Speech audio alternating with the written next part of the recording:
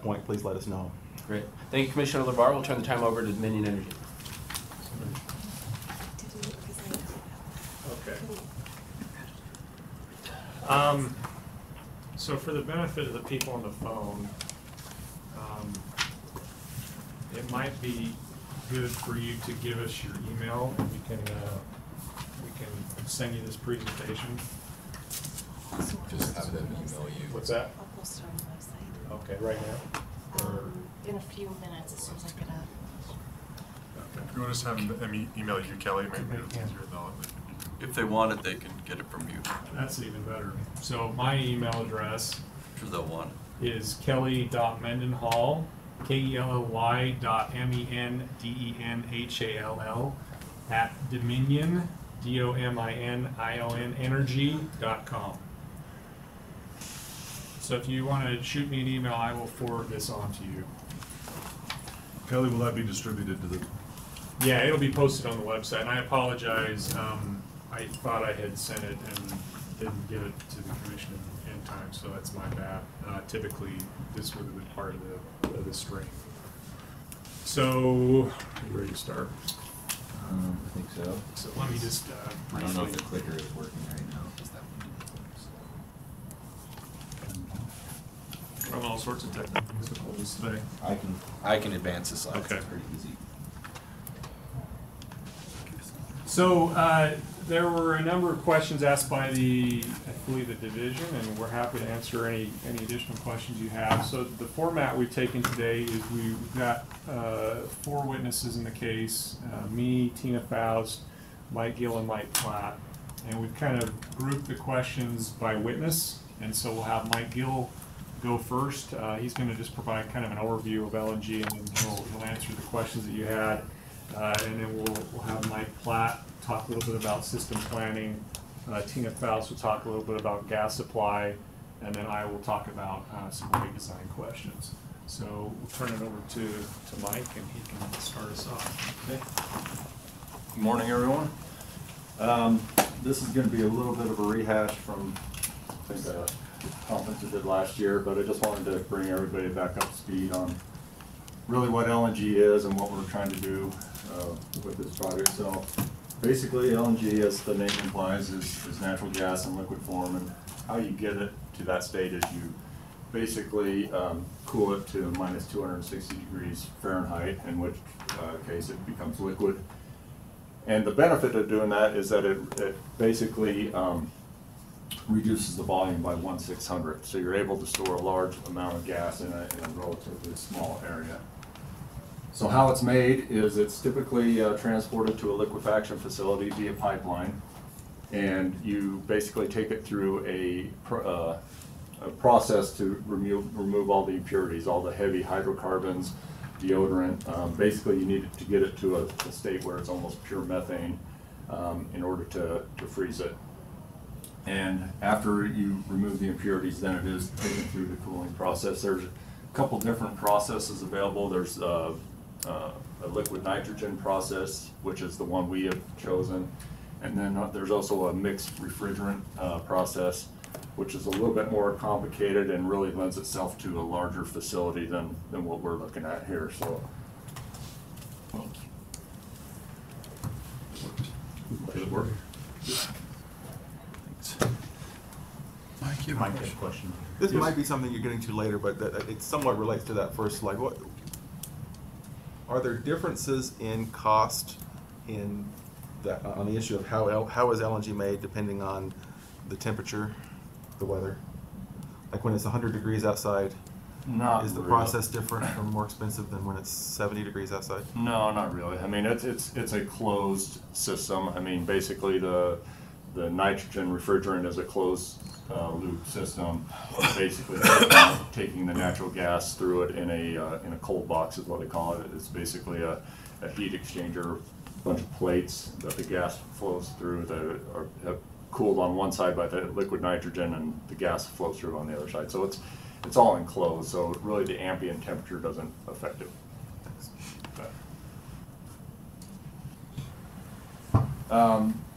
So then, as far as how it's used and how it's vaporized, obviously once you go through a whole liquefaction season, you have a large amount of LNG available for use. Basically what we're proposing is you wait until it's needed, at which point you would pump the LNG out of the tank. There's some pumps that are inside the tank that would pressurize it to about 500 psi or thereabouts, and then take it through some shell and tube heat exchangers to basically vaporize it back into a gaseous form. Once it's in a gaseous form, then basically you reverse the process and take it through, reodorize it, and then put it into the system for distribution. Some of the typical, I should say, uses, a lot of peak shaving uses for this. This is very popular, particularly in the northeast portion of the country where peak shavers are very prevalent. You can also use it for long haul transportation. Supply reliability, there are several instances across the country where supply reliability is the main factor for building one of these facilities.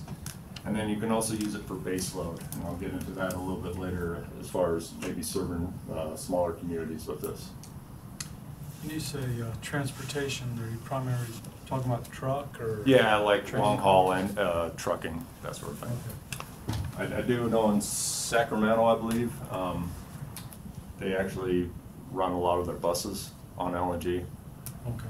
So those types of things. So as far as this is an attempt to answer those questions there. So if you have your questions available and you, as I'm going through this, if I don't answer specifically what you were after, feel free to interrupt me. But basically, we would have a liquefaction window of approximately 180 days each year, April to September timeframe, where we'd be utilizing gas off of our feeder line system, running it through our liquefaction process and storing it. I would like to point out that in my testimony, I indicated that to fill the tank, it would take approximately 100 days. That it'd be really closer to 150 days. Our liquefaction rate is about 100,000 gallons a day. 15 million gallon tank is 150 days, so I apologize for that error, but that would fall all within that liquefaction window. We would then have about a 30-day transition window. It doesn't take 30 days to transition from a liquefaction to a vaporization mode. In fact, those processes are completely independent. You could theoretically, you'd never do this, but you could theoretically have both processes going on at the same time. But that would be kind of just a window to shut down and finalize our liquefaction process and start readying the plant for vaporization and getting the employees and the equipment ready to vaporize gas. So, and then we'd have that gas available approximately 150 days every year for different uses. Mainly, yes, Karen.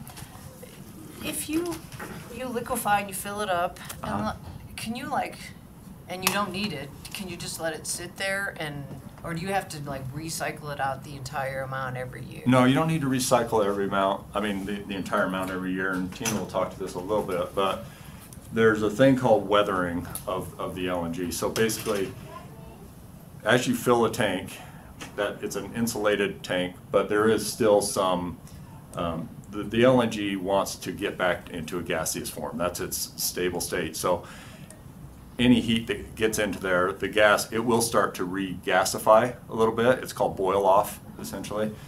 And that boil off gas is really the lighter hydrocarbons. And so what we do with that boil off gas is we basically take it out the tank, we recompress it, reodorize it, and put it back into our system. But what that does is it leaves a little bit heavier hydrocarbons in the tank. So over time, if you're not utilizing that gas in the tank, you would increase the BTU content of the gas going above what our tariff allows. And so there is a need to use, on a yearly basis, maybe 30% of that tank. If you wanted to do it like on an every other year type basis, it would maybe be 50% of the tank, just to keep the BTU content of what's remaining in the tank the same, where it needs to be. if, Yes. say it's a typical Utah winter, okay, which we haven't had lately, but if you start drawing it down in November and then don't need it until, say, March, can it be refilled during that period of time? Are supplies just too tight, depending on what the weather is, or? It can be refilled. It can be refilled, but like I was saying, I mean, if the gas is. You want to use it. Right, but, yeah, I mean, I think our intent would be to have, just reserve it and for the times we need to use it. Minus that 30%, that would be kind of the stuff that would be free to use because you have to use it anyway. But we'd want to reserve that capacity for the intent of supply reliability and for freeze-offs or those types of things. But Artie, when you're talking about deliverability, which is maybe what you're getting at, because you're used to us talking about the aquifers, you know, we might use them and then refill them, Yeah. because the aquifers lose deliverability after a day or two. This does not lose deliverability. Okay. And so you don't have to worry about that piece of it. It still will give you the same amount on the last 100,000 or 150,000 as it did the first day. It's just whether you want 5 days of it or 10 days of it, you know what I mean, that you might want to look at refilling it if you draw it down a lot in November. And I would think, you know, early in the year, November, December, we're gonna be a little more cautious and hold on to the gas for those, you know, make sure we had it on higher send-out days. Once we get past, you know, the heart of the winter there, if we were towards the end of February, maybe early March, I think we would look for more opportunities to use it. Well, and that's what I was wondering when you said 30%. You know, if you get into March and you haven't used any of it, then do you start drawing it down just for whatever you want to call it, efficiency purposes? Right, and I think we'd look for, you know, days of high price and stuff like that, and use it more traditional peak shaving. Once we've kind of gone past the heart of the winter and gotten through where we expect those really cold days to happen, then I think you transition to using it more in terms of a shaving type facility. Okay. But I think we would use it when Clay Basin is down in April as well, potentially. As you probably remember, that's always a struggle for us, because no matter what, it'll snow in April when Clay Basin, you know, and if the test is at the beginning, it snows at the beginning. If the test is at the end, it snows at the end. So we like to have, you know, options for that, because that's really hard for us to try to manage the swings during that test, and this would be a good way to use some of that 30% as well. Okay. Thanks. Sorry. Yes. Earlier, you said that the lower hydrocarbons, the lighter hydrocarbons would boil off first. Mm-hmm. But wouldn't the tank contain pure methane? So I Well, don't understand that. Yeah, I mean, it's not pure methane, but it's as close as you could possibly get. So there are still some heavier hydrocarbons, but you're removing as many as you possibly can because they tend to freeze during the process. Mm-hmm. So the first part of the liquefaction process is you're dropping the temperature so that the heavy hydrocarbons drop out as much as possible. But there are still some left. Yes. So it's not pure methane. Yeah. What do you do with those heavy hydrocarbons that are being pulled out during the liquefaction process? So there's a number of processes, number of points within this process where you're running compressors or running heat exchangers or those types of things. The ideal thing is to use those heavy hydrocarbons to fuel that, so you're not using fuel gas to do that. If that isn't available, then you can tank them and haul them off somewhere. But our plan is to utilize them as much as possible in the process of the plant. Can't you also mix it with your tail gas? You can, but that's not what we're trying to do. Yes. How sophisticated are the vapor recovery units for these guys? Have you ever had any air quality issues with the tanks themselves? With not you guys specifically, I guess, but other areas, have they had any other air quality issues with the boil off? Well, the boil off, no, because the boil off is captured and we're closed cycle, right? Closed cycle, we're putting it back into the system. You know, the air quality stuff is like any process, you know, your compressors and that sort of thing, and making sure that your emissions are within spec, so. Hey, so On the flip side, though, I think what your slide said is if you fill it from April to September and then you use it during the winter months. If in the winter months in the future we decided that we were using it every day, or we wanted to use it a lot more than anticipated, not just for peak day but for something else, is it possible to upgrade the facility to be able to recharge the tank quickly? Yeah, you can add, you're talking maybe adding more liquefaction capacity or Capabilities to this site rather than have to build a new. Yeah, for sure. So we've acquired a a large parcel of ground. It's 160 acres that we have an option to purchase. So there's ample room on that site to add additional tanks in the future, or add additional liquefaction trains or capacity to that, or a trucking facility. None of that, and I'll get into that here in a second, none of that is anticipated right now, but the possibility is there. So there's been a number of questions on how we kind of came up with the sizes that we have put into our feed study. Mike Platt and Tina and Will are going to talk, I think, to some of the other rationale behind it, but just strictly from a filling up the tank viewpoint and utilizing the gas.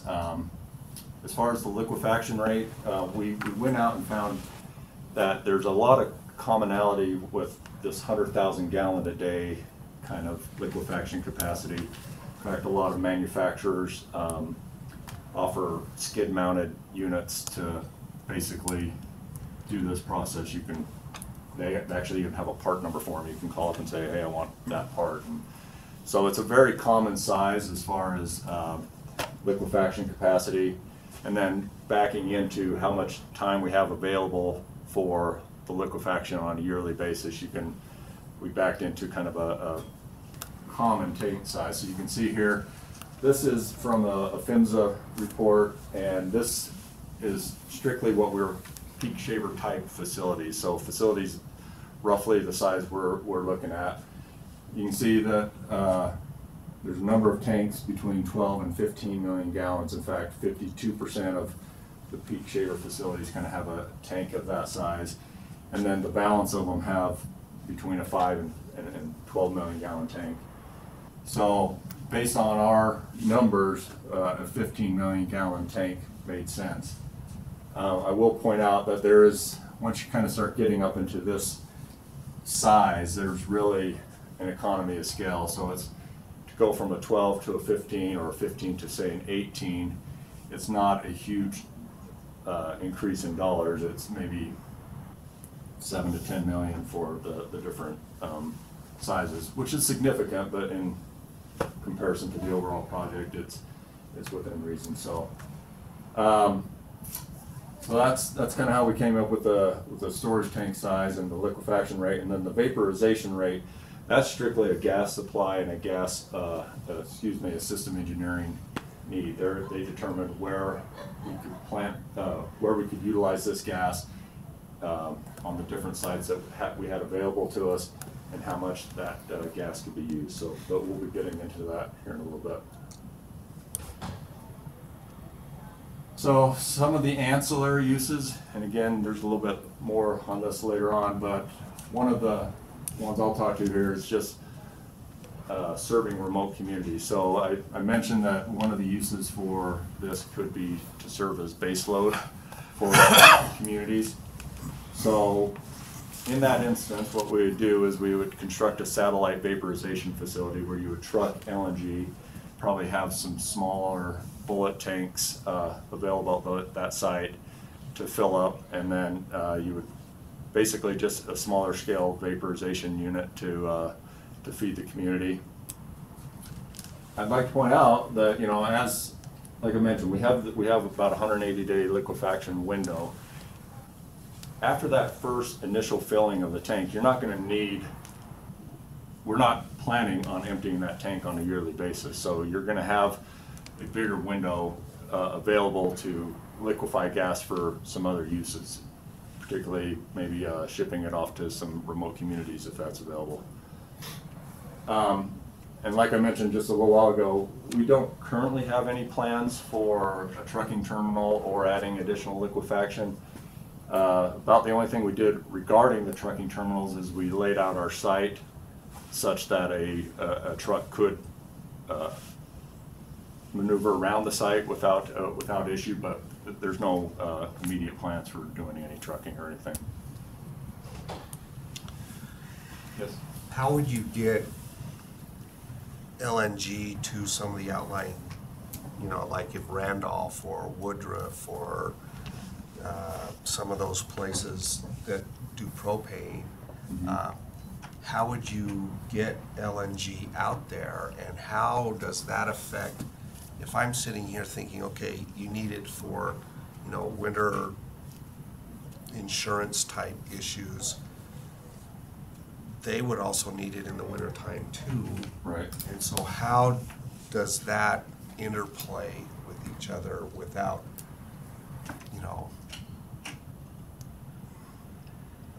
undermining what you're trying to do? The general use of the plant, yeah. So part of the answer to that is going back to that use, that 30% or so that we have to use anyway. So just for example, and I'll just move to the next slide here. So for example, if you look at like Green River, Kanab, and Wendover, if you just added up those three cities, that's still less gas than that 30% that you'd be using on an annual basis anyway. But that was part of what I was trying to explain with the liquefaction window. So you wouldn't need a full 180 days to fill the tank back up. You could then liquefy gas and just truck it to those places and have it available, fill up their tanks and have it available.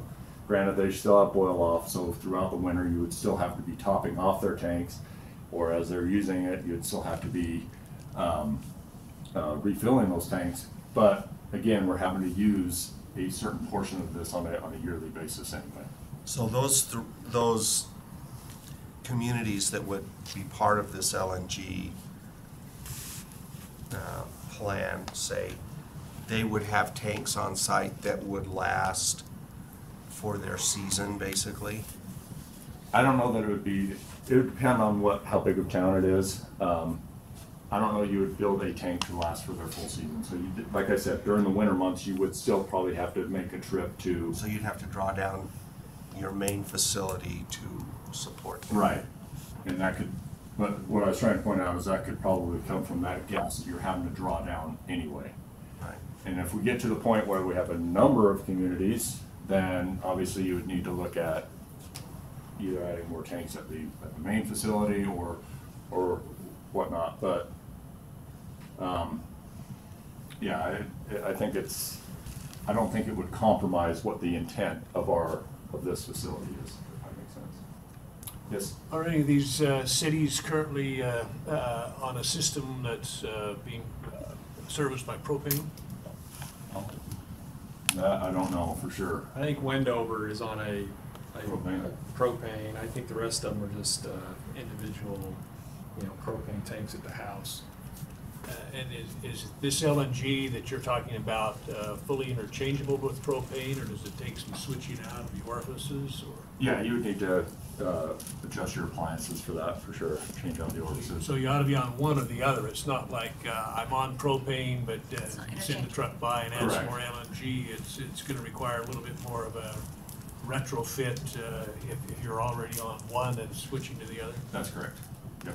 But these cities have all demonstrated or asked for natural gas. I think we should at least say that. I mean, they're all interested in having natural gas. And is your LNG option with trucks a less expensive option than running a pipeline to any of these communities? These are pretty big costs for running pipelines. Right, and that's kind of what this slide was, and I believe most of those questions kind of touched on that. So we did some estimates, high-level estimates on serving these communities via pipeline, and then also what their peak daily load is, and then their max annual load. So if you look at Green River, for example, the cost to run a 4-inch pipeline out there is almost $43 million.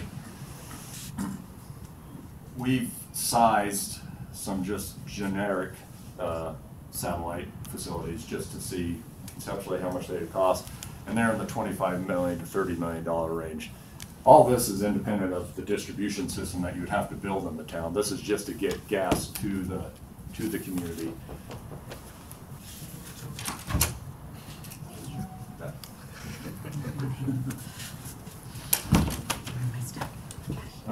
This is just to get the gas to the community, but you can see. But the infrastructure within the town would be common to either option, right? Right, that's kind of why we've left it out as far as what is it to get the gas there, and then everything else is equal from that point, so. So you can see, you know, Green River would be a good candidate, Wendover definitely a good candidate, almost 120 million to pipe out to there.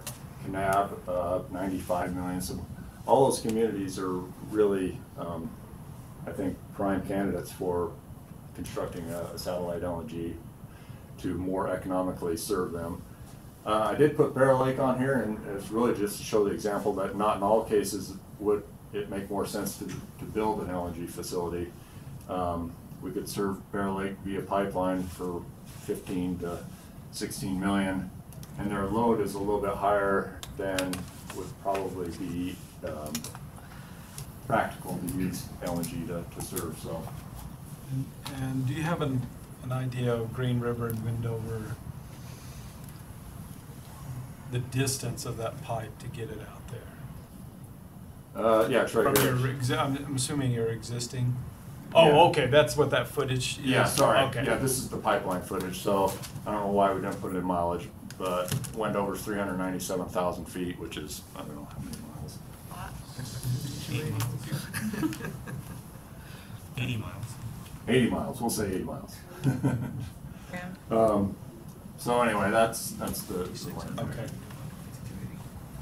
Any other questions on that? About the legislation. So this is just more of an FYI, kind of show you what the current plant layout is. This was developed as part of the FEED study that we had completed.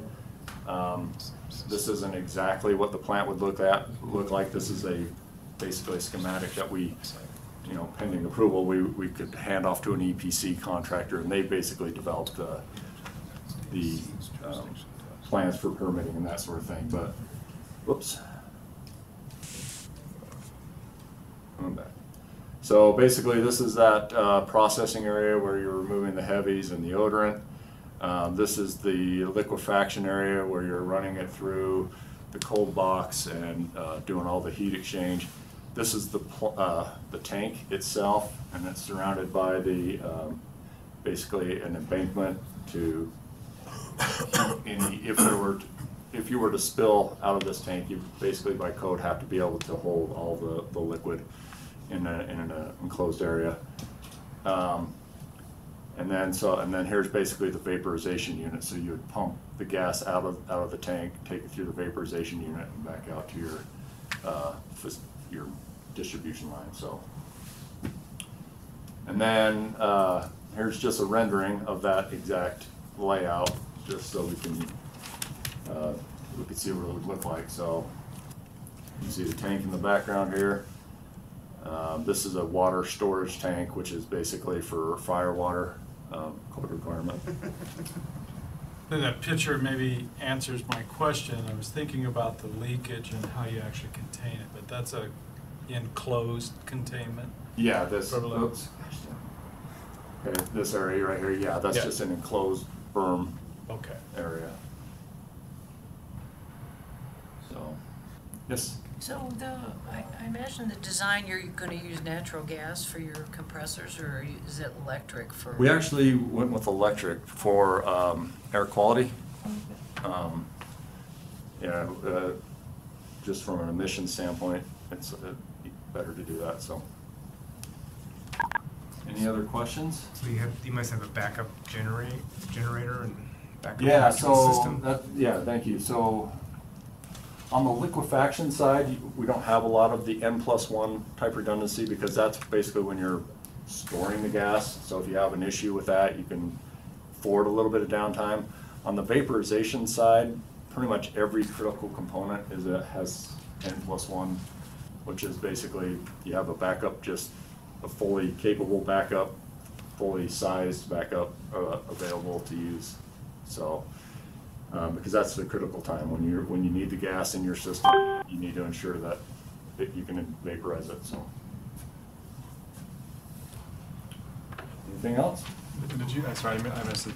It's her question. Did you say what the peak load for the electric supply would be to the gasification process? For the compressor? Yeah. I don't know in terms of kilowatts. It's a 5,000 horsepower compressor, so it's a pretty large compressor. I have it, but I don't have it off the top of my head. No. Okay, thank you. So I'm going to skip the next slide and we'll come back to the end just out of an abundance of caution. So, in dealing with the probability of supply shortfalls on cold days, there were 3 questions that related to that, so I'll try to answer that. This isn't so much the probability, but the times when we've had cuts on different cycles during the gas day. And as you recall, we have multiple chances to try to remedy that, but they might not all be at the time when you have actually the reliability issue. So this is just showing over time, or not over time, but over temperature, some of the cuts that we've had just historically. And we, until the last little while, we haven't really focused on this. We've just known they've been occurring and trying to address them as they come up. But based on some of the questions, we went back and tried to show it on at least graphically. So go back to that. Uh-huh. You're showing a 200,000 cut, and what's the amount that you can put back into the system from the plant? 150? Yes. Okay. But keep in mind that 200,000 cut, if you look on the x-axis, that occurred at a 55-degree day. Okay. So that was probably Clay basin issue or something. a clay basin issue. It could even have been a scheduling issue, something like that. That one's kind of an outlier. The ones we were more concerned about were the ones Right here. on the colder. 10-degree mean is when it starts getting, seems like we seem to see things freeze off. So the cuts on the cold days would be within the range of your Mhm. plan? Yes. And that probably was, one of those questions as well, like how did you make And an important part, if you go back real quick, is, it's by cycle, so you can see that was only a cycle 1 cut. So that was probably fixed up in a later cycle. So, question 8. Why can't Dominion Energy Utah continue to rely on purchases and or storage to make up for supply shortfall as it has for past events? And I think this is showing basically we're using all of our supply stack on that kind of day. Excuse me, Tina, I'm sorry, could you go back one slide? I have a question. So if the 200,000 is an outlier in cycle 1, then the next 2 highest ones are potentially outliers in cycle 1. Have you run an economic analysis between the 100,000 level of operation and the 150,000? It looks to me like. So your question is, why aren't we building Why aren't you into building at this? 100? Because that's where we've seen it in the past? Yep. I think the answer is, and you guys can jump in, but this was nowhere close to what we would consider a day that we could see, a 12-degree mean or whatever is not something that is that unusual. And we're looking at potentially whether, I don't know if you followed things that have happened in the Southwest in the past decade. And they had an unusual event and they lost a lot of customers, and we're trying to build for the future growth, and also for the fact that this would have been a bad day and we definitely could have used it, but it could have been a lot worse as well. It wouldn't be unusual to expect it to be worse, so we were trying to be on the conservative side that way. Does that help? Did you run an economic analysis of the 100,000 versus the 150?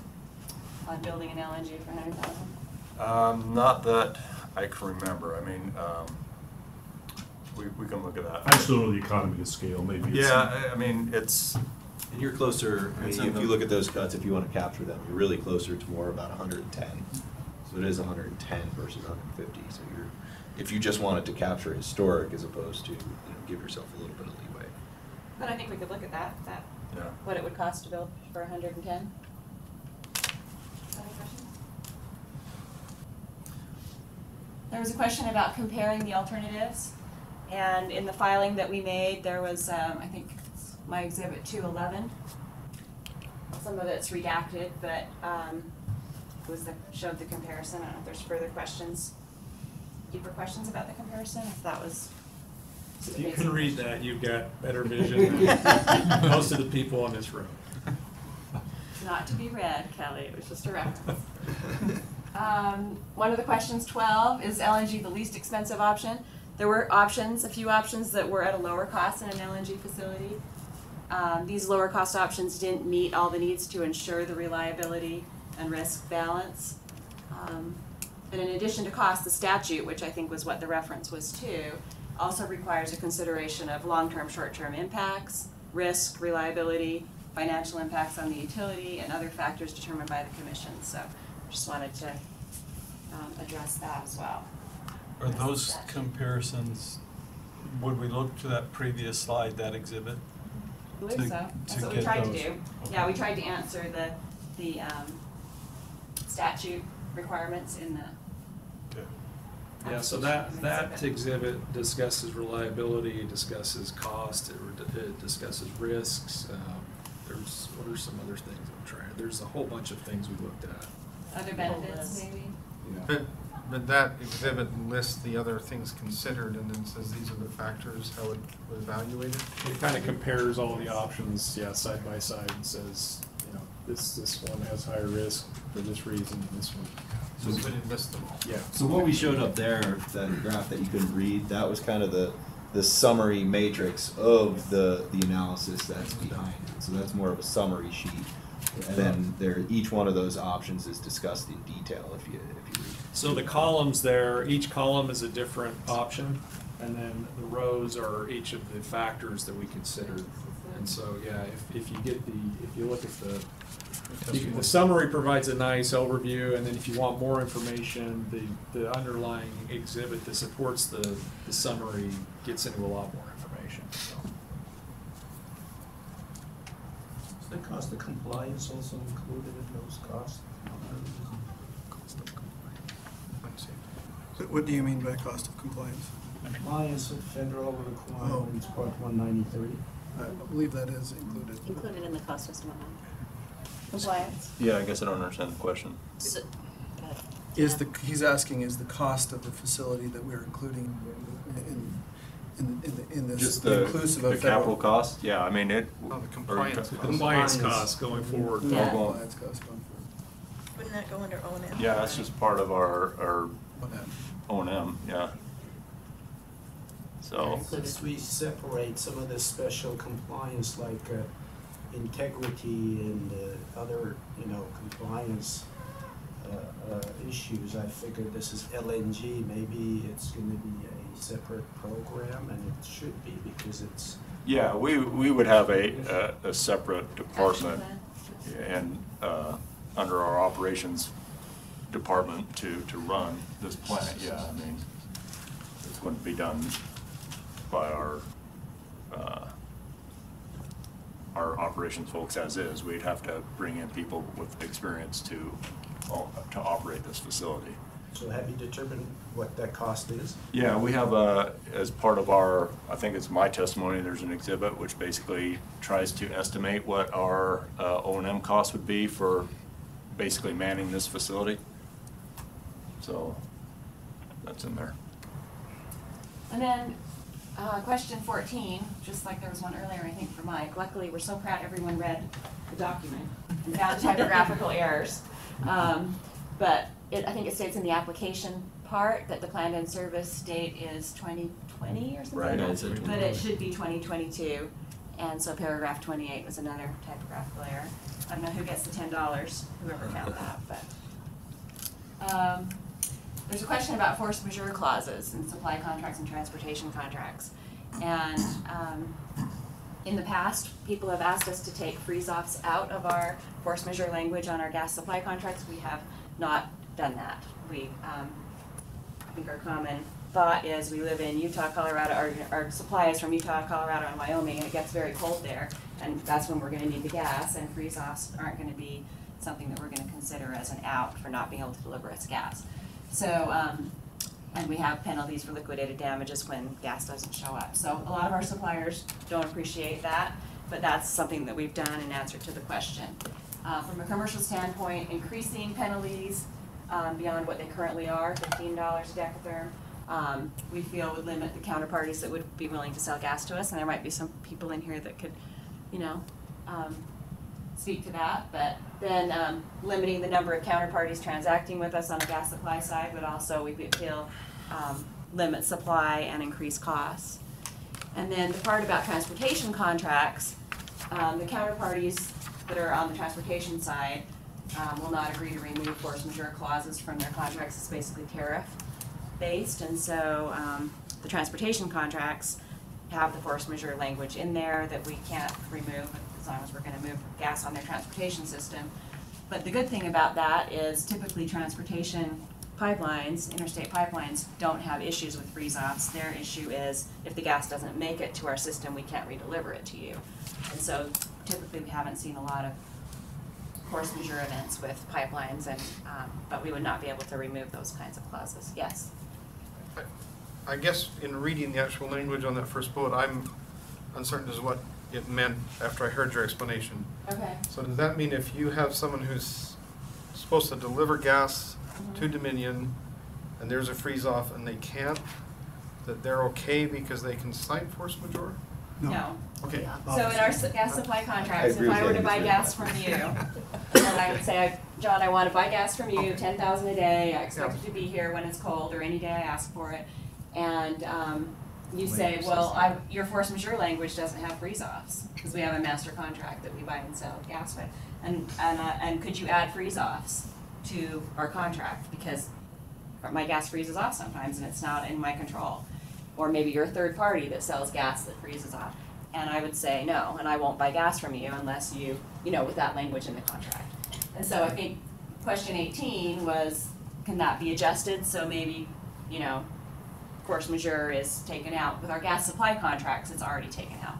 Freeze-offs are not an option to be able to get out of delivering gas. Yeah, I think we're worded backwards. We're not willing to add it in as a force majeure provision. We're not willing to agree that freeze-offs are a force majeure, which would then. Oh, yeah. So Sorry. it's worded It's backwards. You're right. That's why I was confused. The explanation and the I wording see. were opposite. I see.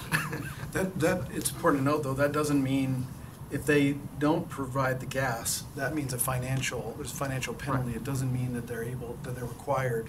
It doesn't mean they can get the freeze gas, off there's to just a get you penalty. gas. It just means you have a remedy. Sorry, John, I didn't read it correctly. I read it the way I thought it should be. Oh, it's being fixed. I don't know what you're talking about. One little word, it can make a difference apparently. Okay, storage cavern potential on our system. Question 17 was basically, how do you know that there aren't other ways to get, you know, basically replicate with underground or salt cavern storage on system? And the research I did, at least, I could find no known gas fields or salt caverns at, near, or adjacent to our system specifically. I consulted with a geologist and a petroleum engineer and found, I think the closest part they felt was potential was the Paradox Basin. It's a long ways still from our system and from any market area, large population area. And so that was, as far as having something on close to our system, I mean close to basically I-15 is what I was trying to explain to them, since they didn't know our system as well. I wasn't able to find any, but if anybody knows of one just close by, we'd be open to look at it. How did you define at, near, or adjacent? That was the question.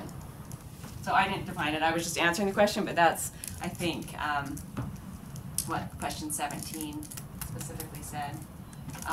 But I think what... When you confirmed it with a geologist, the idea. What parameters did you use?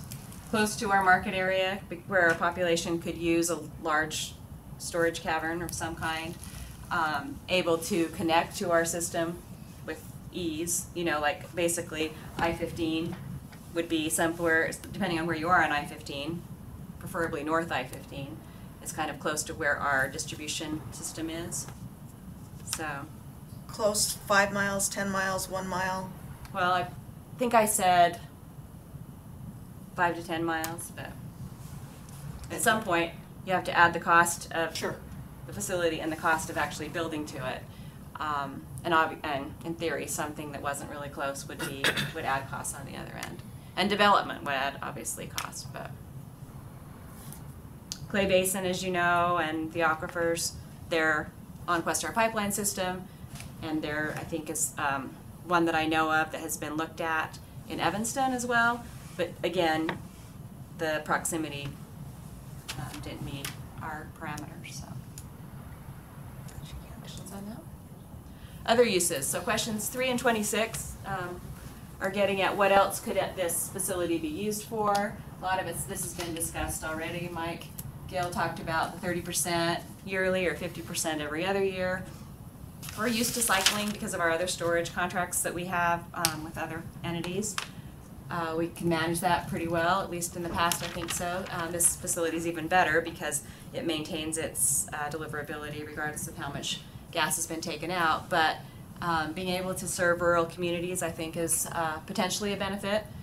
Again, we haven't said we're going to do any of these things, but based on the questions about how else could we use it, we think there's flexibility or reduction in purchases that could be made when gas prices are high, or when it's the third day of a holiday weekend or unexpected things. I think it's pretty flexible that way. That's on the withdrawal side. On the injection side, we can use Wexpro gas every summer for the injections for liquefaction that Mike talked about, and that would also potentially reduce costs because we wouldn't have the chance of as many summer shut-ins because that gas would be going into the LNG facility.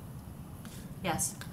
Are there any storage caverns or capabilities other than Magnum south of the Wasatch Front? South in Utah or south on our system? Not that I'm aware of. But are there others, maybe other people know? So you would fill this facility with Wexpro gas instead of market purchases? That's, yes, the plan.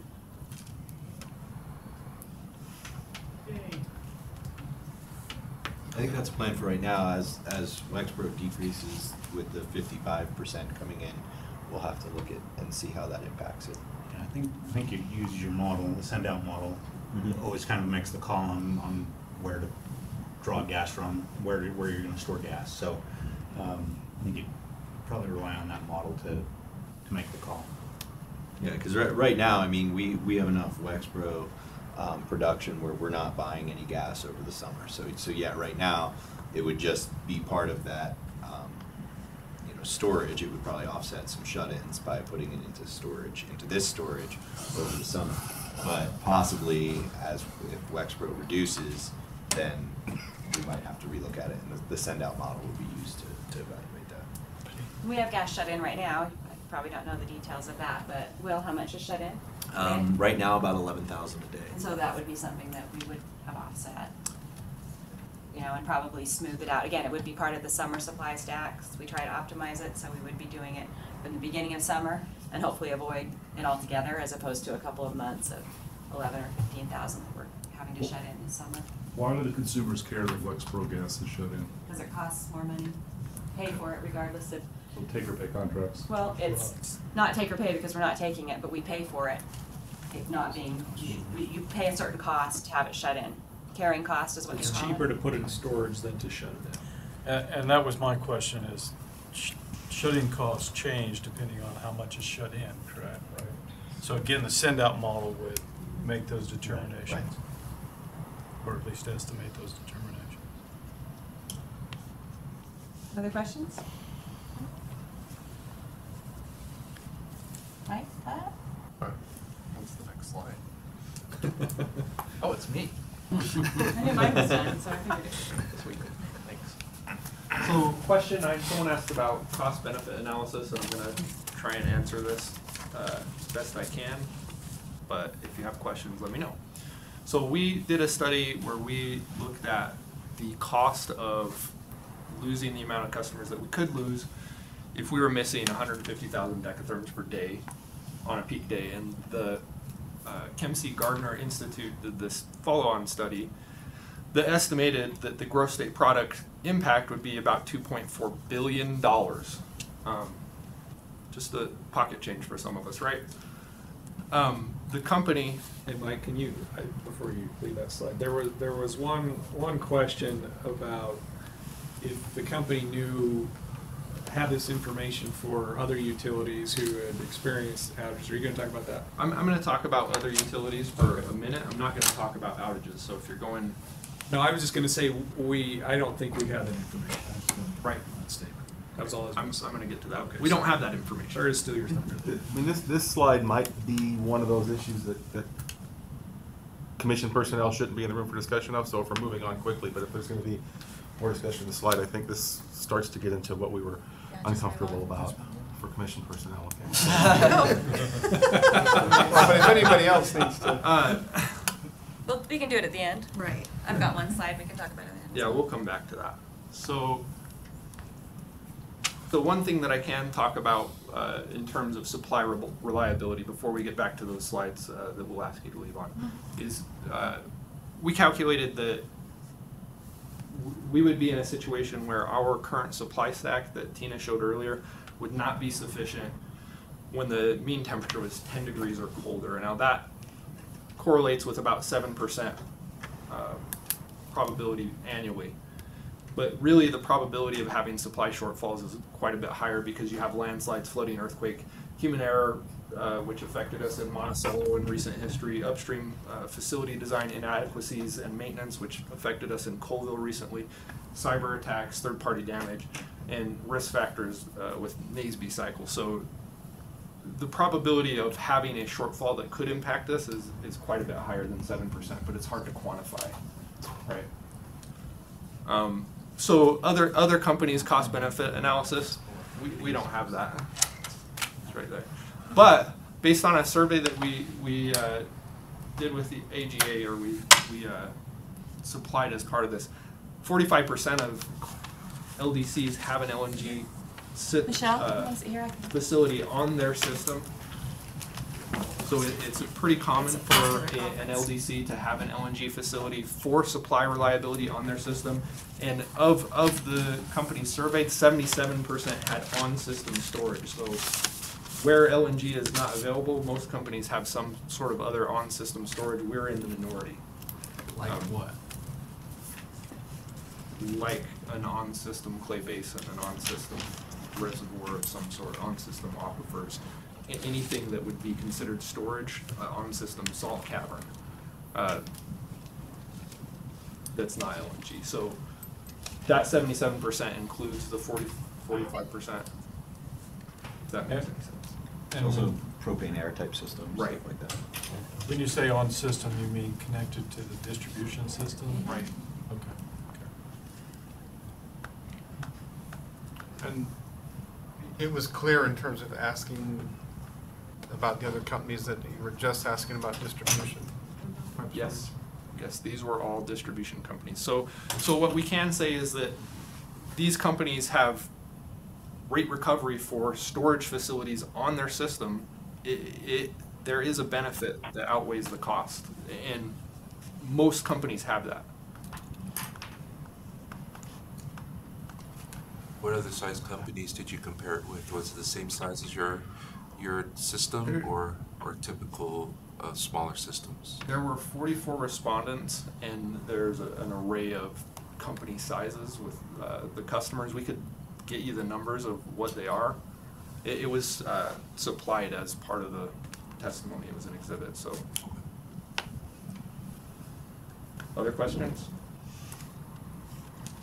Okay, so question 15, 19, and 20, we're all talking about how much of a supply shortfall could we sustain? Could we sustain a shortfall from Kern River? What would that look like? Could we sustain a shortfall from Dominion Energy Questar Pipeline? What would that look like? Well, we have the ability to feed up to 150,000 decatherms from this LNG plant. So how long could you sustain that in an unknown shortfall event? Well, it doesn't matter what the temperature is. It doesn't matter. If you have a shortfall and you're feeding from this LNG facility, there's a certain amount of storage capacity. So if you're flowing all out at 150,000 decatherms per day, you have 8.33 days. That's 1.2 BCF of storage capacity. So does it matter if it's Kern River or Dominion Energy Questar pipeline? Not really. Does that answer those questions for those who had?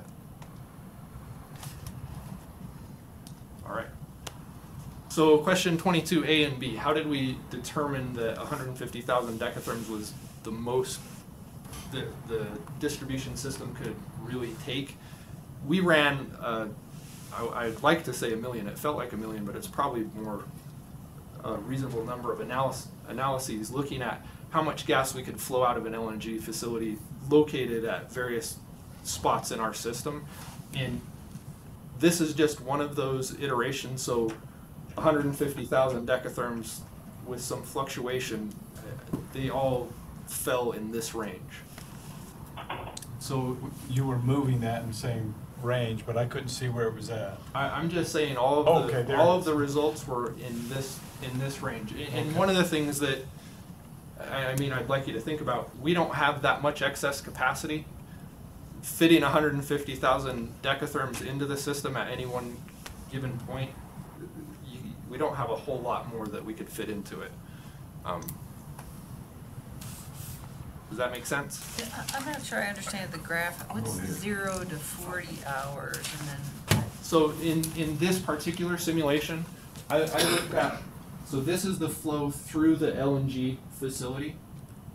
And I just looked at running 42 hours of simulation and then having a supply shortfall, the LNG facility responding to that, and how quickly it gets up to the volume and how much volume it sends.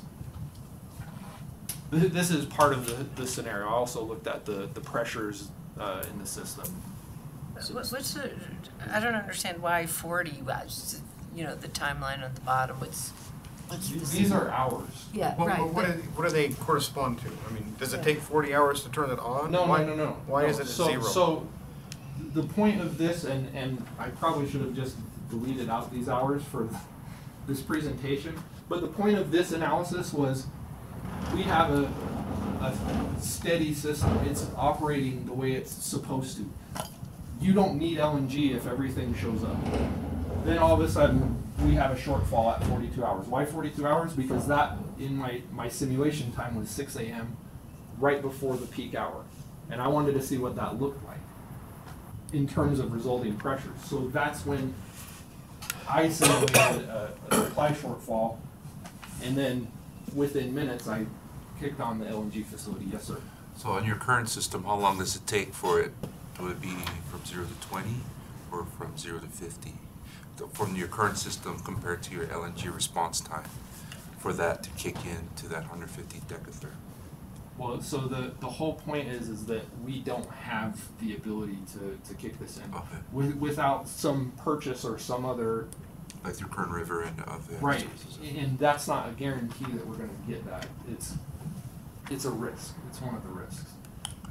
It's pretty instantaneous, full capacity type. Right. So one of the yes but moments on this, and this is just for your information, if we're idling the system, meaning that we've started the vaporization season, and correct me if I'm wrong, Mike, if we're idling it, we can go to full capacity now.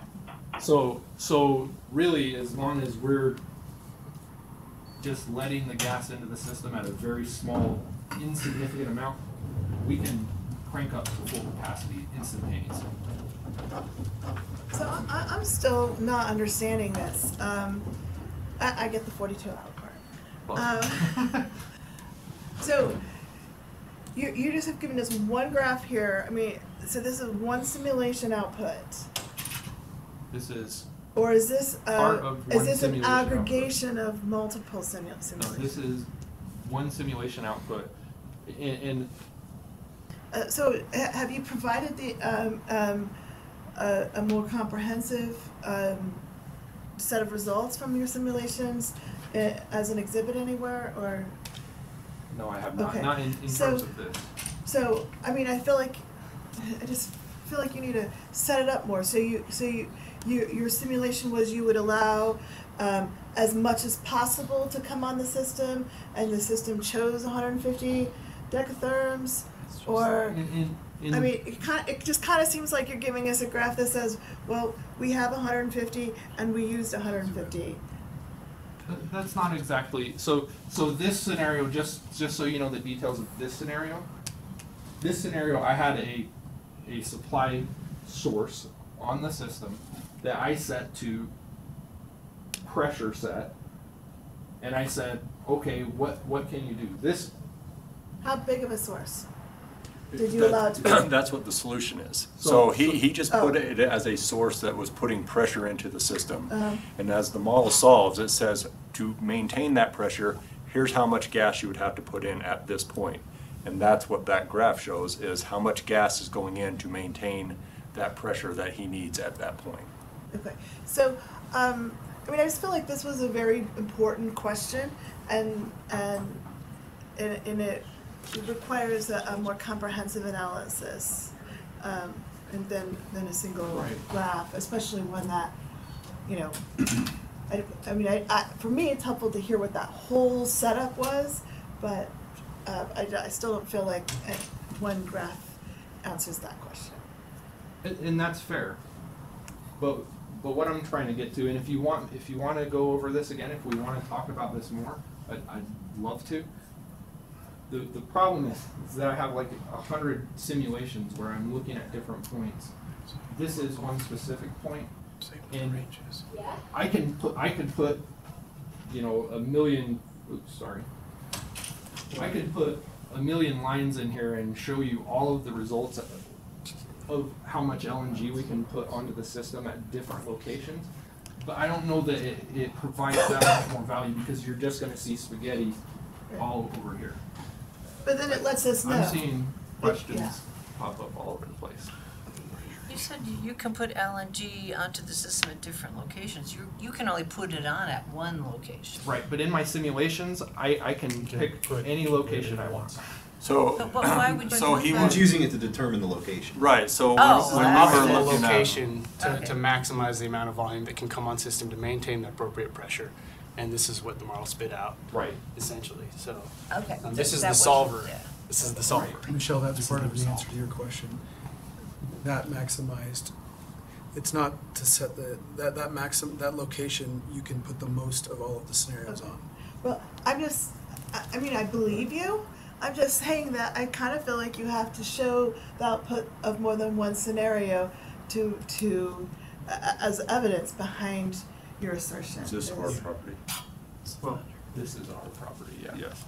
So Mike's asking, is this the location where we have selected and have the option? This is the location where we have selected and have the option. So I guess all we're asking for is the evidence of that. Yeah, but I guess the point I was trying to make is, if this is the facility, this is the location that we would build the facility, this is what the model is telling us would be an appropriate size at that location. All the other locations we looked at are kind of not important to that, if that makes sense, because all the other scenarios, we're not purchasing that property, we're not building a facility there. Well, they are important though if you're trying to make a demonstration that your proposal is the best proposal. Yeah, I think this is just an attempt to clarify, and I'm not passing any judgment on anything, but there are standard methods in statistics of saying, here's how to summarize a case where you're bootstrapping or doing scenario analysis or whatever it is, and you basically typically say, here are the various input assumptions that we could change, here's the set we used, here's why we used them, here's the range of results in a box plot or a percentile basis or whatever, but they're standard methods, and I think all Michelle's saying is you haven't done any of that, and this is just, to some sense, to her, meaningless. I think that's the point she's trying to explain to you. Yeah. I mean, I'm not even here, I mean, this is a technical conference, and I'm not here arguing my point while the commission is in the room. I'm just trying to suggest to you what we're looking for evidence. And so if you're making the case that that this is the best place and this is the right size. You did it based on, let's say, 100 simulations. But you come in and you show us one and you say, this is, I'm showing you this one because it's the best one. But what we're saying is that you're a regulated utility, so we're not in the business of just taking your word, not that I have any reason to challenge it. So I'm just saying that's evidence that you bring in. Right, right, and so let me give you my perspective just for a second. The size of this is not the only determining factor of what the best location is. The size of vaporization is not the only determining factor. How the system responds, the constructability, the permitting, all of those other things that the feed study was determining are also. This is one simulation. If you want to know how much the facility can run at the chosen location, this is a demonstration of that. Now, I do think that if you'd like some more statistical, we can look at different scenarios and we can put boundaries on it. My goal today was to present something that would be understandable and not muddy the waters. This is the area of how much we can send in. Well, and maybe just to clarify what the question was, it was regarding Mr. Gill's testimony. Please provide system planning's analysis of how much could reasonably be taken out of the company's system at the specified sites. This determination of 150,000 MMCFD is the maximum volume that the system can effectively utilize at that location. Also, please name the specific sites. So I think he was just trying to be responsive to that one question. He wasn't trying to provide his entire analysis in this slide.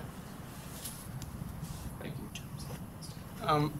Does this also optimize for cost per risk reduction, per level of risk reduction? Because there's the possibility that your second best option is slightly less optimal in terms of getting volume on system, but might be 1/10 of the cost, just to be extreme, right?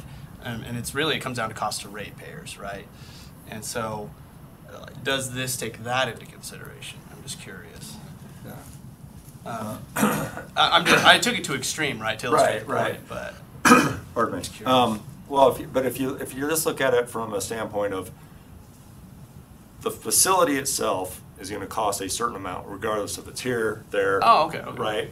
Oh, okay. Well then. Yeah, that's going to be sixes. So what are the deltas? How much land is? How much those types of probably things. negligible. Well, not negligible. It's not negligible, but you have to look at land availability. You have to look at So it's implicit. It's yeah, it is. Yeah. Okay. Cool. That's great. So do I hear right that we're gonna have one injection point to our distribution grid from this facility? That's correct. And Into the feeder line system. So it's not really one injection point into the distribution system. It's into our high pressure system, which then can send it everywhere. It's connected to the greater system. Right. So we're connected to high It's pressure. no different than a gate station connecting into our feeder line system. It's one point injecting into our feeder line system that can then take it everywhere. And sorry, more question. Was it considered the possibility of having a single LNG facility but additional injection points at other parts of the valley? Yes. As far as I mean, you'd be virtual pipelines. I think it's possible, but again, you're then trucking LNG to another tank area. Yeah, You're another purchasing, storage. and you still have to then regasify, build additional vaporization, all those types of things. It's probably not. Yeah, it's probably not optimal, but it's right. possible. It's possible for sure, and definitely in terms of remote communities. Of course. Right. The on-system regasification points. Right, to handle a probably, low pressure system or something. I mean, a low pressure in your system. Yeah. It's probably not the solution you'd be going for. Okay. Other questions before we move on from this? Okay, so in addition to the location that was selected, these three locations were considered. So Point of the Mountain, the Lark area, and North Salt Lake. Does everyone know where the Lark area is? No. Lark is in Canyon? Yeah, southwest corner of the valley. So if you started doing injections into the feeder line at Magna, and if there were a problem, say in Ogden, I guess I should know how long it takes gas to move, but I don't. So how long would it take for an injection in Magna to have an impact in Ogden? Well, it's really a balance of pressure, right? So, and I'm gonna skip here just because I think this is easy to describe here. So, let's say we had an outage feeding Sunset or Porter's Lane. If we're trying to push gas up here, actually most of the time gas is flowing south through North Temple. So if we increase the pressure in this area, it's going to slow or stop the volume of gas traveling south. So it's not really about the molecules from this area traveling up here. It's about how the system is balancing, if that makes sense. Does that answer your question? So what time frames does that balancing occur in? I mean, is that, well, are we talking instantaneously, or are we talking minutes? Pretty much instantaneously. I mean, I can't say instantaneously. It's going to take some time. Once we get gas flowing into the system, the pressures are going to spike, and then you're going to start to see that level out over the system. And depending on the amount of the shortfall and how abrupt the changes in terms of pressure, that's going to affect how long it takes. But it wouldn't be an hour. It wouldn't be. It definitely would not be an hour. It'd be less than 15 minutes. So we don't know. Well, it's going to be different for every situation. It's not that we don't know. We can calculate it for specific situations, but I have an infinite number of scenarios here, and I'm trying to answer generally. So we have a model, what the commissioner just asked, that if we have a demand at certain outer fringes of our distribution, the injection point is going to deliver the gas there. Right. By balancing the pressure, not necessarily. Right. So we haven't done that yet. Did you have a question? You answered it. Okay. So for Park City, this wouldn't help, this LNG wouldn't help unless it's replacing gas that's coming in.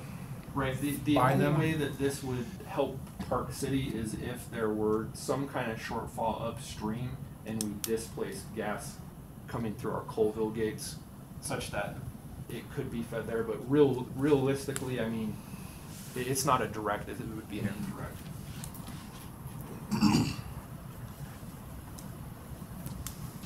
Questions?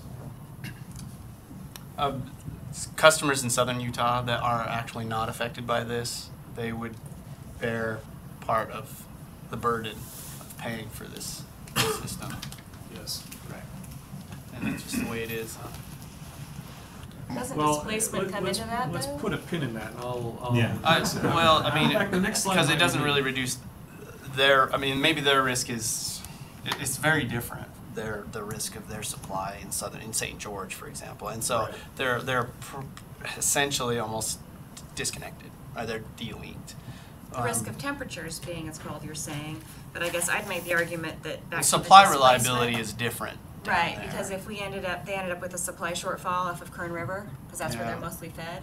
Yeah. Then If Indianola is still down redirect in our 3 Kern years. River to the south on Kern River, have it delivered somewhere differently, and replace it with LNG. So the whole displacement idea, I know, is hard to, because you can't see it, but displacement is really how the supply reliability problem is going to be solved, because you can't have a LNG or storage facility at every place you're going to have a supply shortfall. So if you did have a supply shortfall in southern Utah, you could still bring on your own system LNG, use your firm the Dominion firm transport on Kern To move it to move south. it instead to the south and deliver it at Central or WECO or something like that. Okay. Yeah. That's awesome. But to address your question, so we've made a decision in this state to do average rate making over the entire state, right? Yeah, so Vernal and Roosevelt still pay for a piece of it. Yeah, and so someone could argue, well, I live in St. George, this isn't fair. But I guess I would counter and say, it may not be fair on that side, but let me give you instance where it is beneficial for you to be part of the greater whole. Oh, of Our course. rates are based on average usage. In northern Utah, average usage per year is 80 decatherms, in St. George is 40. So I'm getting the benefit of a higher average usage that benefits me. So there's gives and So it's kind of, we're all in this together, and Yeah. sometimes we Exactly. benefit. Sometimes I'd also make that's the argument reasonable. with St. George area, there's a lot of growth in St. George. We're gonna be spending quite a bit on Right. feeder line extensions and stuff down there that's not gonna benefit Right, anybody. not going to benefit Park Salt City. Lake, so. Yeah. Right. Okay. Isn't your distribution system, I'm assuming through high-pressure feeder lines, but doesn't it connect directly to Richfield and Cedar and St. George, even though you also have a connection from Kern River that feeds to St. George from the other end? So if you had a problem on your system and you wanted to address that problem with LNG, couldn't you be feeding your LNG supplies to the main part of the system and be pushing that pressure down your lines, even as far as Cedar City and St. George? Well, so that's what Tina is talking about, is displacement. If you look at this high pressure system, this connected high pressure system, it is not connected to Cedar City directly. So indirectly through displacement, you could, but through our feeder lines, well, they end right here. Okay, so your feeder lines end, what, at Payson or something? The 8-inch line you're thinking about comes off Indianola Gate Station. All right. The So 8-inch connects the distribution, that comes off of Questar Pipeline Okay. at Indianola, so it is separate. That explains it, thank you. Back to Bea's question about Park City. Was Bea asking about Park City more generally as Summit County, including Colville, or just the small area of Park City? Well, I was answering it in terms of the entire connected high pressure Summit Wasatch system. So Park City, Including Colville, Well, including not- all of Summit County. right, I mean, yes. Colville specifically has a different IHP feed, but yes. And I think the answer is the same if you look at any of the smaller distribution systems that are not part of the Wasatch Front system, right? It's all gonna be through displacement. Right. How many separate ones do you have? How many separate subsystems? Yeah. A lot. Well, ballpark. 10-ish. Well, if you're looking at just the large high Right. pressure That's systems, then we've got about 15. If you start including smaller farm taps and things like that, then hundreds, 800 or so, something like that. So. Where exactly on that map is the LNG facility located, and which one of those lines will you be tying into? Right. I think that would be confidential.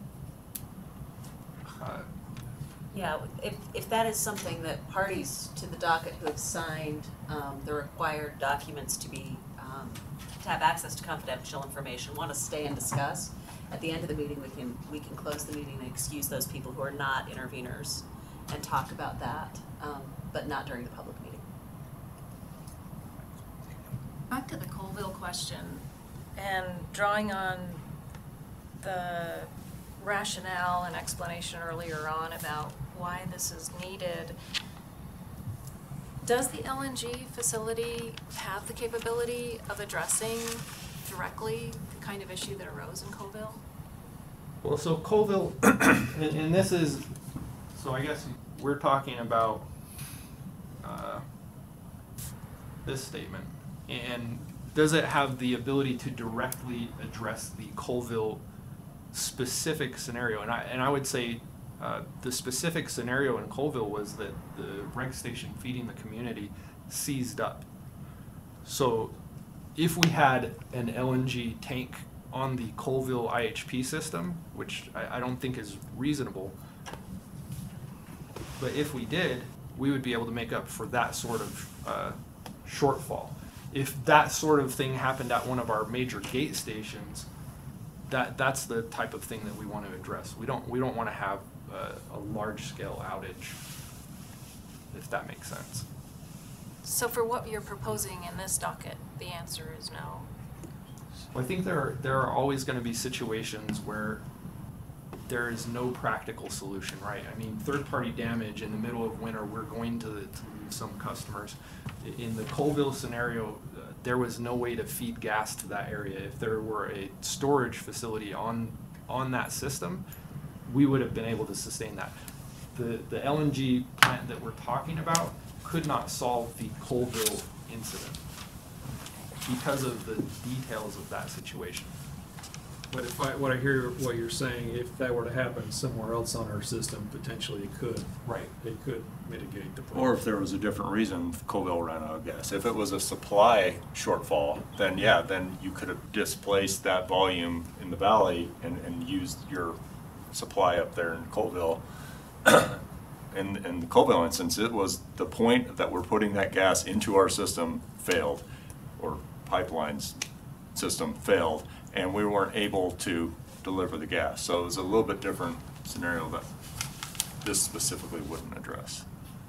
I think maybe I'm finally starting to understand what you're talking about when you're saying displacement. I wasn't quite getting before, but you're talking about displacement as a contractual tool, where this would allow you to do other things with contracts in places that aren't connected as a...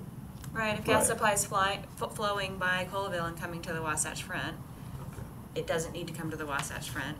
It can stay where it is and serve the towns.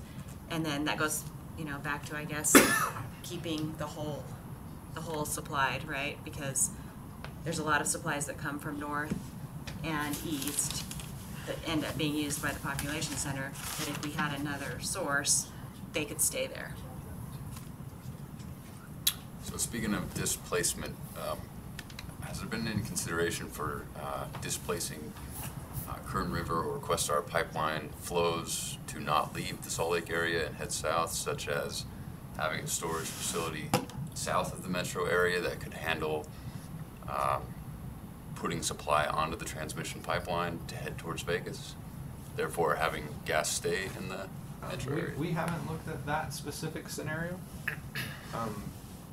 But contractually, you could just slow the flow passing Salt Lake City, right? There's plenty of gas coming here. It's just that we don't have contracts for that gas. So to the extent you could purchase or procure backhaul contracts on either of the transmission lines, you could avoid that gas passing the metro area. Right, but I guess, I mean, and this is, so let's say we have Kern River gas coming through, and we've got some off-system LNG, and we have an outage. But let's just say off-system cavern storage. Or whatever. Some off-system cavern storage. But you're still talking about Kern River pipeline. They are still NASB, they have to follow the NASB cycles, right? So if for some reason we wanted to flow out of that LNG facility, we would have to make sure that we'd have to fit into the schedules. It would not have the same type of response time. And I also would want to add that we do that every day. We do the displacement you're talking about based on load, right? Sometimes St. George gets cold, and not often, but a couple of years ago it got cold and it stayed cold. And it was the difference that we usually see between Salt Lake and southern Utah temperatures weren't necessarily there. And so we were moving gas there all the time, and we have long-term contracts on Kern River, probably too much detail, but we split it, they call it segment it, and so we flowed gas 3 different directions on Kern River every single day at different rates based on what you're talking about. Right. Because they need it more, we need it less, middle of the day something fails, we need to reschedule it, all that goes on. I mean, we don't have customers in Vegas, but we're obviously using the gas that would be going to Vegas, and are able to put gas in at Goshen and at Hunter and at Muddy Creek, and so we've got lots of feeds in that can go multiple directions by displacement and serve those customers. Does that help, or just on a regular basis? I don't know that I can ask more questions. Okay.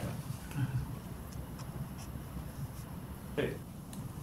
So if there aren't any other questions, question 23 was what direction will the flow into the system be? And I just want to talk about this generally. If we look at our demand center, all of these pipelines head north, south, east, west.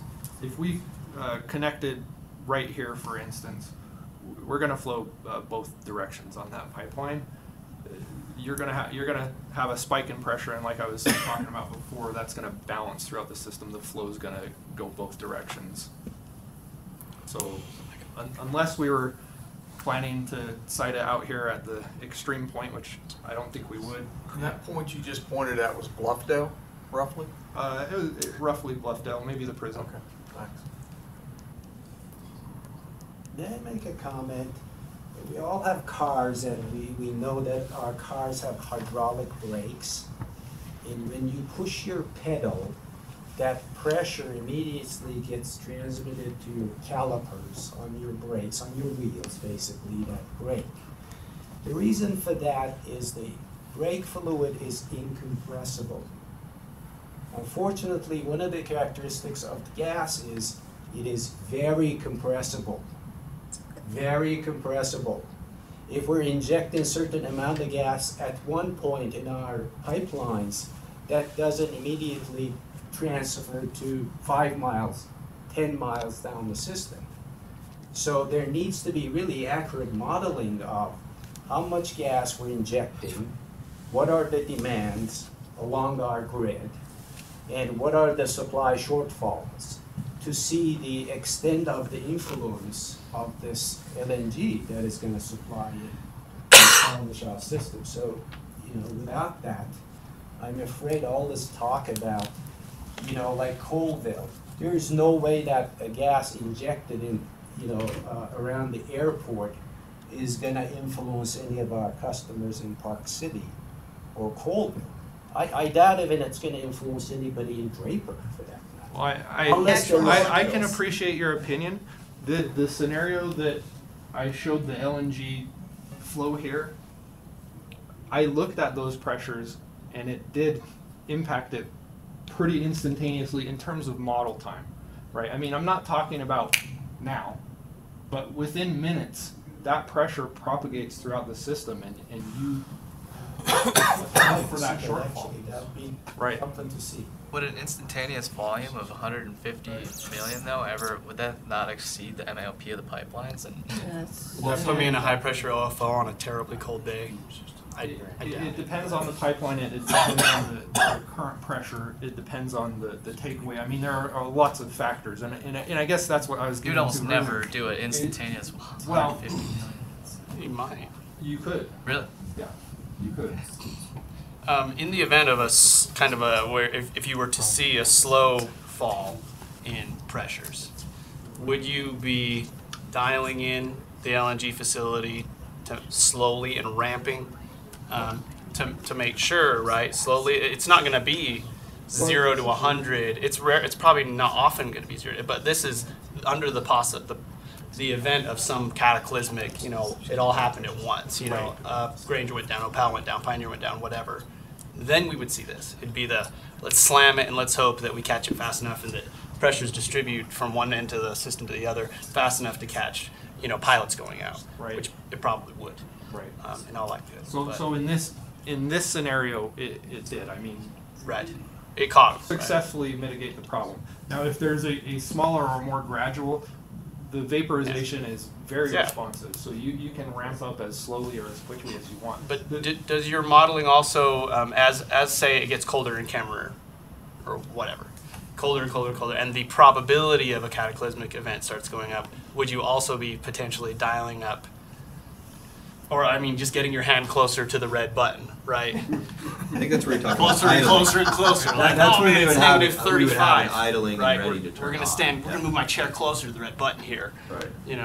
As opposed to overpressuring the system as a way of preempting the possibility. Yeah, we wouldn't line pack the system just to preempt that, right? But we right, would be, because that could be problematic in right, itself. but we would be idling the plant, ready to go. So yeah, all systems go, code orange or whatever. Right. Okay. I guess on this graph, you have hours at the bottom, then you turn it on, but you're not going to get, you're talking about hours here, so you're really only going to get 1/24th of the 150,000.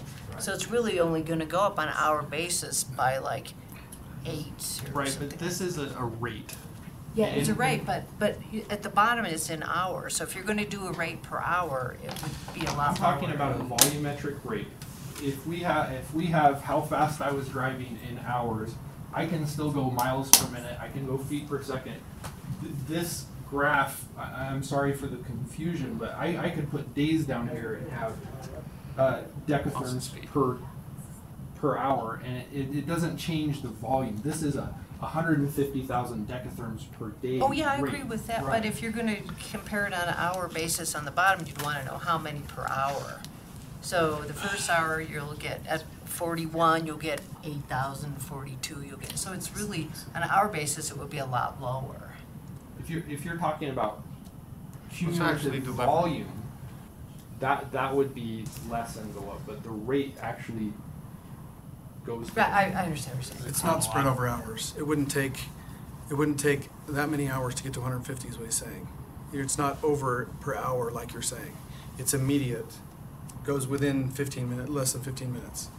You're gonna dump 150,000 decatherms per day in 15 minutes? No, you can No, only not do 150. it. He's going 0 to 100 in a few minutes, and this shows he's at 100 miles per hour. Right. Going on during the course of the event. I haven't gone 100 miles. This is but the I'm- derivative, I think it's not the fair to process. say, I Okay, think it's I'm fair to okay, say for yeah. Dominion too, that the pressure on the existing system is not gonna go from 500 to 0 instantaneously.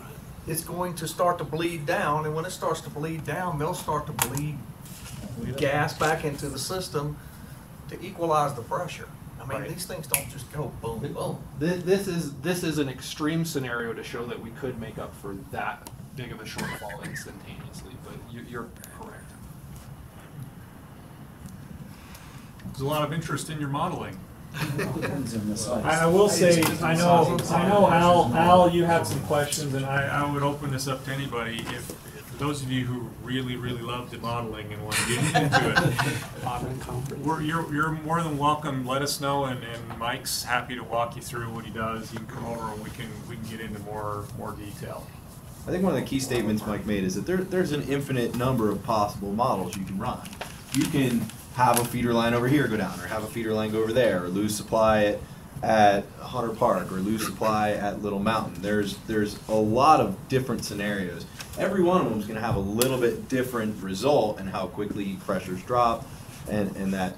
And you know, I think Mike is trying to talk in generalization terms about a lot of these scenarios. If there are specific scenarios that you would like to see, say, I want to see what happens if you lost Little Mountain, or you know, 150,000 decatherms at this point. I think that Mike would be willing to run those specific scenarios if there is a specific scenario that somebody wants to see. Yep. And say what would be the impact of this, and lay out that scenario.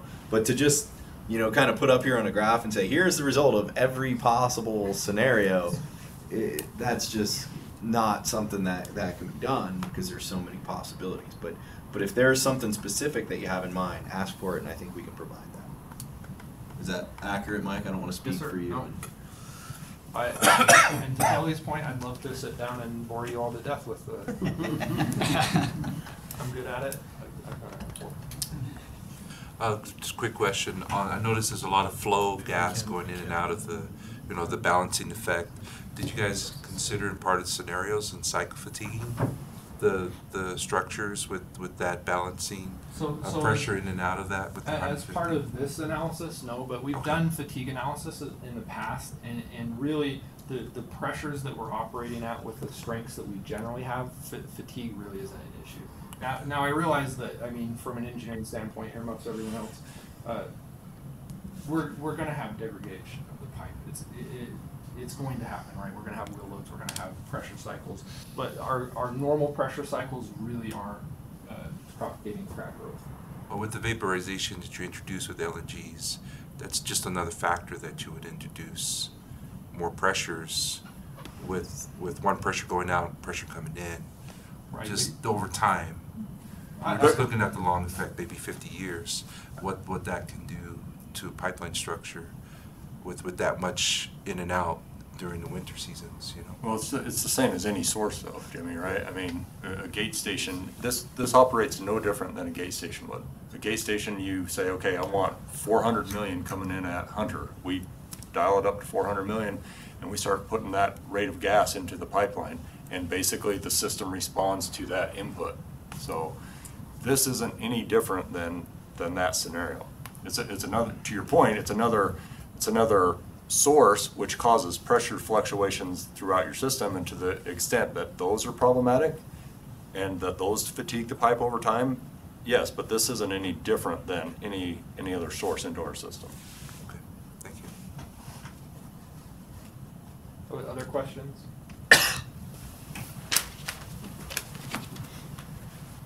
Thank you, sir. Appreciate Mike. He has 6 daughters. He was up this late last night, so thank you for being here. So I'm just going to address a couple rate questions. One of them was the fact that, or someone pointed out the fact that we are assigning this facility to sales customers and not transportation customers. And so the question was, well, what happens on a day where there's an interruption and maybe an interruptible customer, transportation customer does interrupt? Wouldn't they potentially benefit from some of this, and how is that fair? And so maybe I'll walk you through in my mind how it would work. So let's say we had that scenario play out. We have a customer whose volumes are cut. They continue to burn. In this case, the tariff allows for a penalty of $40 per decatherm, which would then be, if you follow the tariff, returned to customers in the next infrastructure tracker filing. So in my mind, this kind of solves that issue. I mean, if an interruptible transportation customer ends up using or benefiting from this facility, they're going to pay a pretty hefty price to pay for it. Now, we can argue is $40 the right amount, but to me, that kind of resolves the issue in my mind. I think we can still continue to allocate this to sales customers because it's really a facility designed to benefit them, and I think that takes care of that issue. I'd take it one step further and say if it was just a firm transportation customer at the same point, I think we would use what we're going to be proposing as a hold burn to scheduled quantity. So we wouldn't allow our transportation customers to use any more gas than they have coming to the system, right, so that they wouldn't be allowed to use that gas coming from that facility, even if they were a firm transportation. If they're matching their hold to burn, their gas is showing up, they're not using the LNG facility. Yeah. That's perfect. Yeah, I was going to ask that, and I agree with it. But I was curious of the costs of this facility. Will some of that be allocated to TS customers in general? Because in a manner of speaking, TS kind of still benefits from the existence of this facility, because when GS customers lose supply and it throws us into a constraint situation, it still puts TS customers into the special constraint situations, right? So, I would rather not. Obviously, I was going to say, are you arguing that it's a weird point, right? But I think it's a kind of. I'm not saying like strap us, but there is. I think there may be some argument to be made that there's some. I have no idea how you would calculate it. In fact, it'd probably be way more effort than it's probably worth. But I don't know. That's just me saying. I kind of like this. I think it's pretty cool. Yeah, we're in our minds. This is a supply reliability issue, and it's the sales customer supply that we're ensuring. Yeah. So Okay. for that reason, that makes sense. Allocating the transportation. So there were a couple questions on. Mike talked a little bit about these rural areas, and there were a couple questions. I'm just going to address them both at the same time. So how would we, if we were to build a satellite facility in one of these areas, how would all of that get hammered out in the rates? Luckily, this is a prudency docket and not a rate or cost recovery docket, so I don't have to have all the answers perfectly, but I can conceptually talk to how I kind of think it would work. So you've got a couple options if you're going to serve these rural communities, right? One is you can run the main line, or you can put the satellite facility in. So assuming the satellite facility is less than the main line, I think that leaves you with a few options. One option is you could look at it and say, could customers now that we found a cheaper solution, can we provide service to this group of customers using normal rates, and either using normal rates or using an extension area charge where we charge them a small incremental cost like we have in other communities. Will that work? That's one option. If that option that still isn't cost effective, we've got rural legislation that was recently passed. And in my mind, how that works is a community like Green River Canab would approach the company and say, hey, there's some economic benefit that could be received if we were to expand natural gas to our community, and here are the benefits, and then we would present that to the commission and say, Commission, here's the cost that would have to be borne by other customers, and we need to measure that with the benefits and decide if it's in the public interest. So that's another option. I think you could look at the LNG satellite in terms of that legislation and see if that makes sense. So I think those are maybe the different ways to do it. I don't think there was part of the question was, would you calculate a special rate for this group? And I don't think we would. I think if we were to do a special rate, it would just be that extension area charge where you charge maybe an additional cost for a period of time, and then after that time expires and it's paid for, it's done. Then there's a question about transportation customers again. There potentially could be transportation customers in these communities, so how do you justify serving those customers with a LNG facility if they're not having to pay for part of it? And so once again, I think there's probably two ways to look at it. One is, well, it falls under the rural legislation, and so it's a cost-benefit thing where everyone pays for it, and transportation customers just get a benefit. The other is we work some kind of a cost or something into that transportation customer's rate. So I think there's a lot of flexibility here, but in my mind, that's kind of how I would approach those questions. Last question that I had was, what's included in the 30-year levelized cost? So we had operating expenses, which, Mike talked a little bit about the costs of liquefaction, vaporization, electric costs. All of those would be in here. Maintenance expenses. So you'd have the salaries of the employees that would be operating and running this facility in here, along with their overheads. We'd have some depreciation expense, income taxes, other taxes, return on rate base, and that's it. So those are all the costs. So I don't know if there's any follow-up questions. Yes, John. Very simple. Is the expected life of the facility, does it correspond to the 30-year? Actually, I think the depreciable life, so there's multiple answers to that. The depreciable life, I believe, is 40 years. And so in our calculation, we did a 30 and a 40 year. 30 years I've always done, when I was trained to do levelized, it was always 30 years. I think we chose 30 because it matched some of the contracts, transportation contracts, but then we did 40 just so you could maybe match it with the life of the facility. If you look at a lot of these facilities, they last past 40 years. I mean, obviously you have to replace some of the things along the way, but the tanks last for a long time. And I think there are facilities in the U.S. that have been around longer than 40 years that are still operating. So, yeah. Any other questions? So I think we're going to circle back on a few of these questions that may be a little sensitive to members of the commission. Thanks. Staff. Thank you, appreciate it. Unless you have any other questions. One thing, I just wanted to make sure that there were people that came in late. I just want to make sure that we get names on the sign-in sheet for those who have it. If you don't mind making sure that we have that. Thank you. Should this be streamed? I don't think we're closing, right? We're just. Yeah, we can. Well, we just have the one question that's confidential. So. Oh, there is some. Well, we have a couple issues that relate to an open Crossovers. Docket. So I don't know. Should we stream that or should we not stream The it? stuff that touches on from peak hour. Right. They can just go Stream. Once we don't have a quorum of us in the room, there's no open meetings issues with closing it. So if it's simpler, I don't know if there are people relying on the stream listening that would need to hear part of this and not need to hear the part. So, So is there any? Any strong objection from anyone in the room if we just stop the streaming now? Maybe our consultants on the phone. Well, they're on the phone, not the Yeah, that's web. Okay.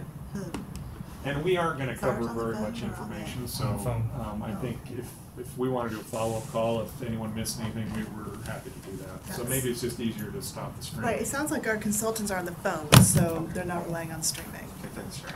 Yeah.